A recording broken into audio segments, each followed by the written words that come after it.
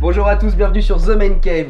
Aujourd'hui, Thomas nous explique pourquoi c'est mieux de prendre une canette qu'une bouteille de verre. Pas pourquoi c'est mieux, c'est surtout les différences, les avantages. Et du coup, je vais vous montrer que tout n'est pas blanc ou tout noir. Bien. C'est parti.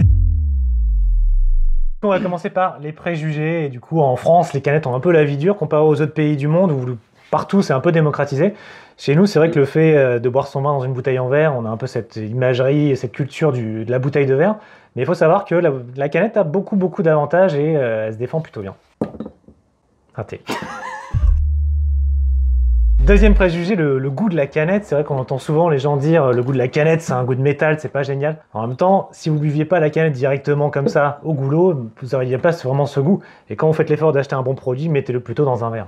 Quand tu prends le temps de déguster un produit, tu fais tout le petit rituel et peu de importe préparation. peu importe le conditionnement, tu n'auras pas ce goût de métal, et tu n'auras pas non plus un goût de verre, ça n'existe pas. Mais c'est pareil, si tu le verses, tu n'auras pas de problème.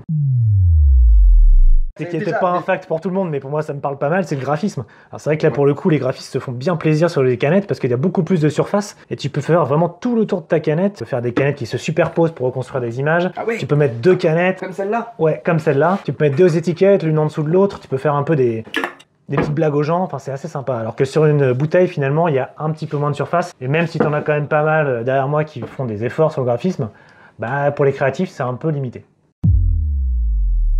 Et un autre avantage aussi, c'est le conditionnement. Alors ça, Clairement. pour le coup, c'est un conditionnement pour chez toi. Quand tu vas acheter tes canettes, tu vas pouvoir les empiler les unes sur les autres. Ça te fait gagner un petit peu de place en vertical. Alors c'est écologique en termes de transport parce que du coup, plus Un de seul quantité voyage pour dans- plus de quantité. Du coup, ouais, Ouais, ça c'est pollue ça. moins. L'empreinte énergétique est assez moindre là-dessus. Mais c'est tout autant recyclable que le verre. Et Voire là, même plus. Parce que du coup, plus facilement. tu peux recycler jusqu'à 200 à 300 fois la même canette. Donc ça se trouve, tu as déjà bu 300 fois ta même canette d'Henken. Et ça fait un peu mal au cœur. Ouais, parce qu'il n'y a pas que toi qui l'as bu Il n'y a dedans. pas que toi qui l'as bu 300 du fois, coup, si et c'est Henken- ça fait un peu mal au cœur, mais bon, sache qu'elle est quand même lavée et bien recyclée. Alors qu'une bouteille en verre, c'est maximum 10 fois, et encore, en général, c'est souvent cassé, et on en reproduit d'autres parce que c'est même plus facile. Il y a aussi un autre truc qui est sympa, c'est l'été. Ouais. Refroidir des canettes, c'est bien plus rapide. L'aluminium, c'est beaucoup plus conducteur. Et du coup, tu peux refroidir tes canettes beaucoup plus rapidement au frigo qu'une bouteille. C'est à peu près 10 à 15 fois plus rapide entre une canette et une bouteille. Donc t'en bois plus. Exactement. Et l'alcool est à consommer avec... Modération. De toute façon, Paraît-il. celle-là, on va pas la consommer parce que depuis le temps qu'elle est tapée sur mon tonneau, je pense qu'on ne l'ouvrira pas. Pas aujourd'hui en tout Pas cas. aujourd'hui. Pourquoi Ouais. on voit pas plus de canettes? Déjà, il y a deux facteurs. Il y en a un que je vous ai déjà dit, c'est que les canettes ont un peu la vie dure. Et du coup, les brasseurs sont un peu réticents, un peu frileux à vous proposer des canettes parce que du coup, ça se vend un petit peu moins que les bouteilles pour le moment. Une deuxième chose, c'est que les encanneuses, c'est-à-dire les machines qui sont énormes et qui servent à tout mettre sous canette, ça prend énormément de place pour les brasseurs et ça coûte très cher. Il n'y a pas beaucoup d'usines qui savent faire ça. Et du coup, aujourd'hui, on a une dizaine, quinzaine de brasseries françaises qui le font, mais voilà, comparé aux bouteilles, c'est encore une toute petite minorité. L'encanneuse t'assure une imperméabilité. Non, c'est 100% étanche. Alors que du coup, comme les capsules sont mises à la main quand tu fais ça chez toi ou alors avec une machine, il peut y avoir quelques petites déperditions de gaz et du coup, tu as moins d'effervescence dans ta canette ou dans ta bouteille, pardon. Et quand tu l'ouvres, du coup, c'est un peu une bière un peu plate. Alors que la canette, c'est 100% étanche. Tu peux la mettre sous l'eau, tu fais ce que tu veux, il n'y a rien qui coule. Et ça, pour le coup, quand tu l'ouvres, c'est exactement comme ce que le brasseur voulait rendre.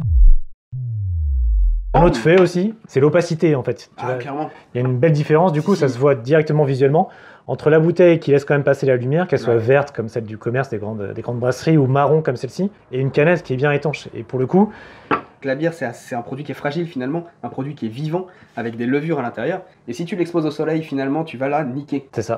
Après, tu as quelques inconvénients aussi avec la canette, c'est que tu as plein de recettes comme les triples, les belges, tout ce qu'on aime bien consommer en général un peu l'hiver, les bières un peu costauds, qui sont chargées en sucre, et du coup, elles refermentent en bouteille une deuxième fois. Donc elles sont fermentées une fois quand tu la produises, et une deuxième fois, on rajoute un petit peu de sucre, on les referme, et après, on laisse ça un peu vieillir. Et ça, pour le coup, avec les canettes, une fois que tu l'as mise dedans, bah, c'est un petit peu trop tard. Donc du coup, on passe à la dégustation. C'est Thomas parti. nous a trouvé deux spécimens identiques de la même marque. D'une Brewdog. Ouais. Brewdog, vous connaissez certainement, c'est une brasserie écossaise qui fait plein de choses et du coup la gamme principale, on va dire, est dispo encore en canette et en bouteille. C'est un peu les derniers à faire ça. Pour ça, j'ai pris une Session IPA. Si vous connaissez pas, Session IPA, c'est une bière qui va être houblonnée, donc une IPA, mais Session, c'est quelque chose de plus floral, qui va être bien puissant, qui va bien taper. Donc normalement, s'il y a une différence, on devrait l'avoir rapidement. On fait ça à l'aveugle? On va faire ça à l'aveugle.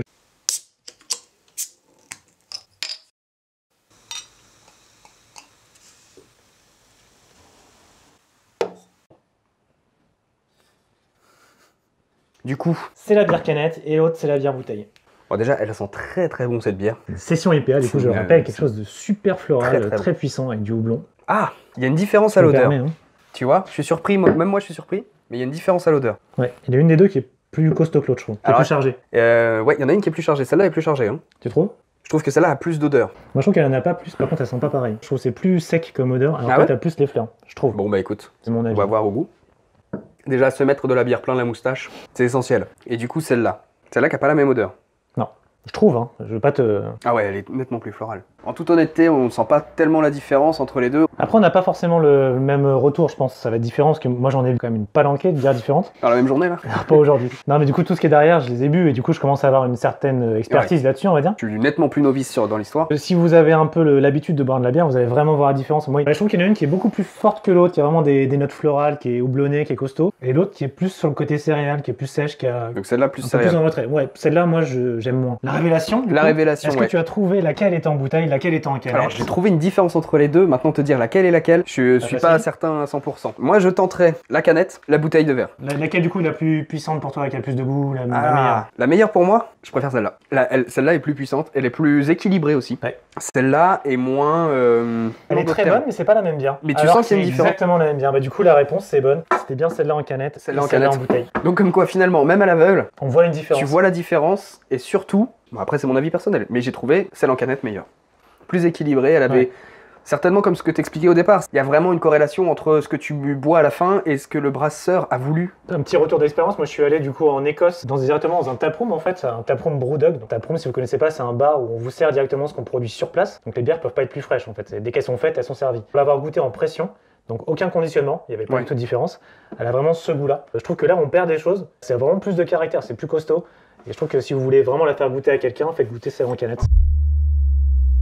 C'est cool que tu aies trouvé la différence. Il n'y a pas que moi qui ressente ce truc, c'est quand même... Il y a quand même une nette quand même une grosse différence. différence, je trouve, Et pour le coup, c'est vrai que quand tu m'as proposé le sujet, j'étais pas convaincu. On a fait le test à l'aveugle, Ouais. il avait raison. Putain. Bon, Voilà. sur ces bonnes paroles, on va continuer de boire cette bière. On vous dit à bientôt. On vous fera d'autres épisodes. Ouais, on va vous mettre dans la description tout ce qu'il faut pour brasser sa bière, si ça vous intéresse, Ouais, des conditionnements, clairement. des bouteilles, des canettes, une petite sélection que je vais vous faire vite fait, et 6 bières à boire en canette qui valent le coup. Et puis si vous avez des idées de sujets, si vous voulez qu'on parle de choses et d'autres, n'hésitez pas à nous dire en commentaire, on regardera ça avec soin. Merci beaucoup. Ciao. À plus.